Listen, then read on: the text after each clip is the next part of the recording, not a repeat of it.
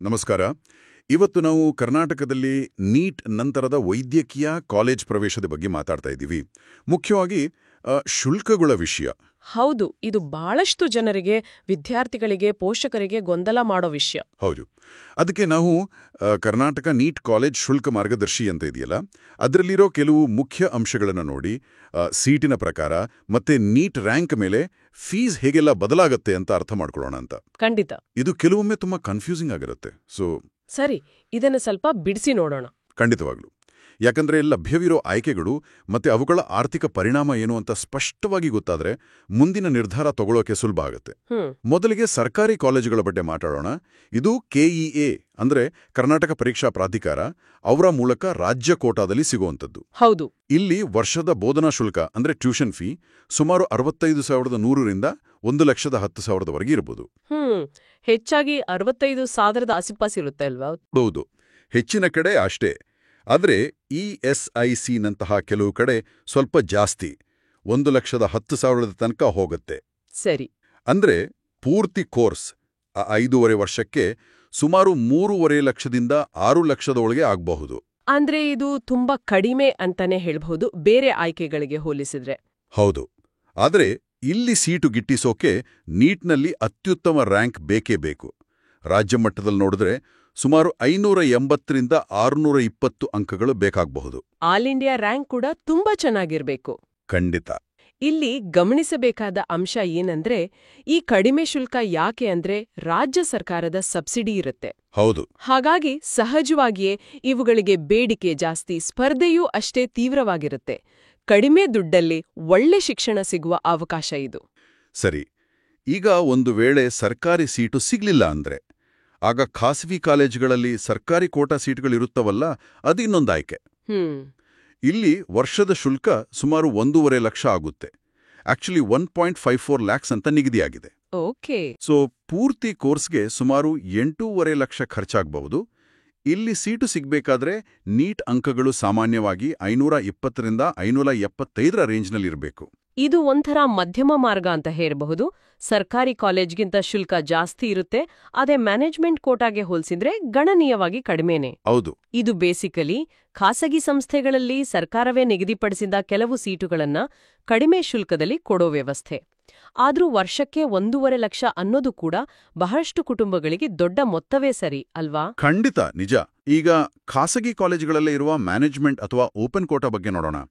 ಇಲ್ಲಿ ಶುಲ್ಕದ ವಿಷಯದಲ್ಲಿ ದೊಡ್ಡ ವ್ಯತ್ಯಾಸ ಕಾಣುತ್ತೆ. ಇಲ್ಲಿ ರೇಂಜ್ ತುಂಬಾ ದೊಡ್ಡದು. ಹೌದು. ಕೆಲವು ಕಡೆ ವರ್ಷಕ್ಕೆ ಸುಮಾರು 8 ಲಕ್ಷದಿಂದ ಶುರುವಾಗಬಹುದು, ಉದಾಹರಣೆಗೆ ಸೇಂಟ್ ಜಾನ್ಸ್.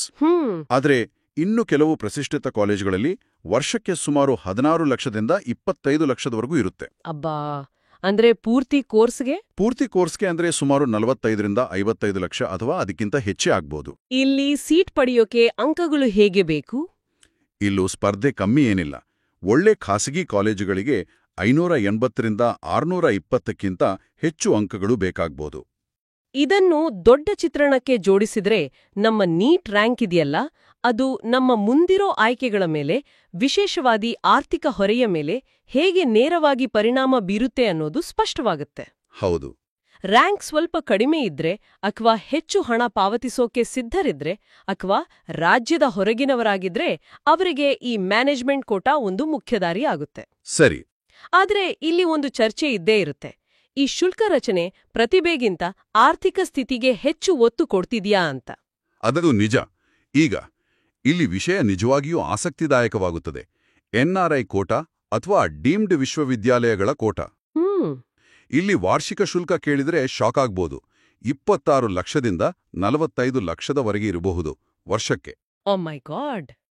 ಅಂದ್ರೆ ಪೂರ್ತಿ ಕೋರ್ಸ್ಗೆ ಸುಮಾರು 1.2 ಕೋಟಿಯಿಂದ 1.5 ಕೋಟಿ ರೂಪಾಯಿ ವೆಚ್ಚವಾಗಬಹುದು. ಅಸಾಧ್ಯ. ಇದಕ್ಕೆ ನೀಟ್ನಲ್ಲಿ ಅರ್ಹತೆ ಪಡೆದಿರಬೇಕು, ಆದ್ರೆ ಕರ್ನಾಟಕದವರೇ ಆಗಿರಬೇಕು ಅಂತೇನಿಲ್ಲ. ಇದು ನಿಜಕ್ಕೂ ಅತ್ಯಂತ ದುಬಾರಿ ಆಯ್ಕೆ. ಆರ್ಥಿಕವಾಗಿ ತುಂಬಾ ಸಬಲರಾಗಿರುವವರಿಗೆ ಮಾತ್ರ ಇದು ಸಾಧ್ಯ. ಹೌದು.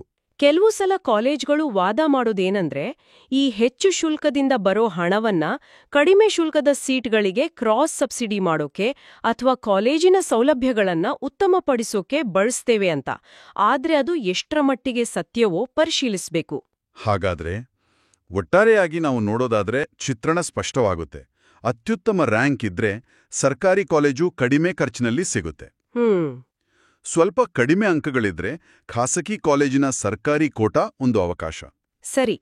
ಇನ್ನೂ ಕಡಿಮೆ ಅಂಕಗಳು ಅಥವಾ ಹೊರ ರಾಜ್ಯದವರಾದ್ರೆ ಮ್ಯಾನೇಜ್ಮೆಂಟ್ ಕೋಟಾ ದಾರಿ ಇದೆ, ಆದರೆ ಖರ್ಚು ಜಾಸ್ತಿ. ಹೌದು. ಮತ್ತೆ NRI ಕೋಟಾ ಅನ್ನೋದು ಅತಿ ಹೆಚ್ಚು ವೆಚ್ಚದ್ದು. ಸರಿ. ಇನ್ನೊಂದು ಮುಖ್ಯ ವಿಷಯ ಮರಿಬಾರ್ದು, ಎಲ್ಲ ಹೇಳಿದ್ದು ಬರೀ ಟ್ಯೂಷನ್ ಫೀ. ಇದರ ಜೊತೆಗೆ ಹಾಸ್ಟೆಲ್, ಮೆಸ್, ಪುಸ್ತಕಗಳು, ಇತರೆ ಖರ್ಚುಗಳು ಅಂತ ವರ್ಷಕ್ಕೆ ಸುಮಾರು 1,20,000ದಿಂದ 1.5 ಲಕ್ಷ ಹೆಚ್ಚುವರಿಯಾಗಿ ಬೇಕಾಗಬಹುದು. ಹೌದು, ಖಂಡಿತ. ಸೊ ಆಯ್ಕೆ ಮಾಡುವಾಗ ಬರೀ ಬೋಧನಾ ಶುಲ್ಕ ಅಷ್ಟೇ ಅಲ್ಲ, ಈ ಒಟ್ಟು ವೆಚ್ಚವನ್ನ ಗಮನದಲ್ಲಿಟ್ಕೊಳ್ಳೋದು ಬಹಳ ಮುಖ್ಯ. ಹಾಗಾದ್ರೆ ಇದೆಲ್ಲದರ ಅರ್ಥವೇನು ಅಂತ ಕೇಳಿದ್ರೆ, ಕರ್ನಾಟಕದಲ್ಲಿ ಮೆಡಿಕಲ್ ಸೀಟಿನ ಖರ್ಚು ಅನ್ನೋದು ಬಹುಮುಖ್ಯವಾಗಿ ನೀಟ್ ರ್ಯಾಂಕ್ ಮೇಲೆ ನಿಂತಿದೆ.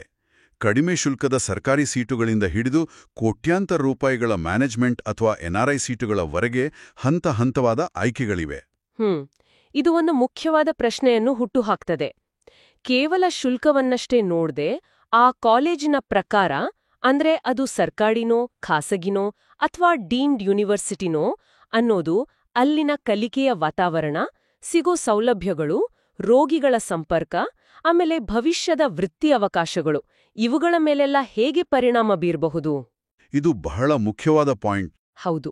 ಕಡಿಮೆ ಶುಲ್ಕದ ಸರ್ಕಾರಿ ಕಾಲೇಜೇ ಸಾಕೆ, ಅಥವಾ ಹೆಚ್ಚು ಖರ್ಚಾದರೂ ಖಾಸಗಿ ಸಂಸ್ಥೆಯಲ್ಲಿ ಒಳ್ಳೆ ಸೌಲಭ್ಯ ಸಿಗುತ್ತಾ? ಇದು ಪ್ರತಿ ವಿದ್ಯಾರ್ಥಿ, ಪ್ರತಿ ಪೋಷಕರು ತಮ್ಮ ಆದ್ಯತೆಗಳಿಗೆ ತಕ್ಕಂತೆ, ಪರಿಸ್ಥಿತಿಗೆ ತಕ್ಕಂತೆ ಆಳವಾಗಿ ಯೋಚಿಸಬೇಕಾದ ವಿಷಯ ಅಲ್ವಾ? ಖಂಡಿತವಾಗಿಯೂ. ಈ ಚರ್ಚೆ, ಈ ಮಾಹಿತಿ ಎಲ್ಲರಿಗೂ ತಮ್ಮ ನಿರ್ಧಾರಗಳನ್ನು ತೆಗೆದುಕೊಳ್ಳಲು ಸ್ವಲ್ಪವಾದರೂ ಸಹಾಯ ಮಾಡುತ್ತದೆ ಎಂದು ಭಾವಿಸುತ್ತೇವೆ. ಇವತ್ತಿನ ಈ ಅವಲೋಕನವನ್ನು ಇಲ್ಲಿಗೆ ಮುಗಿಸೋಣ.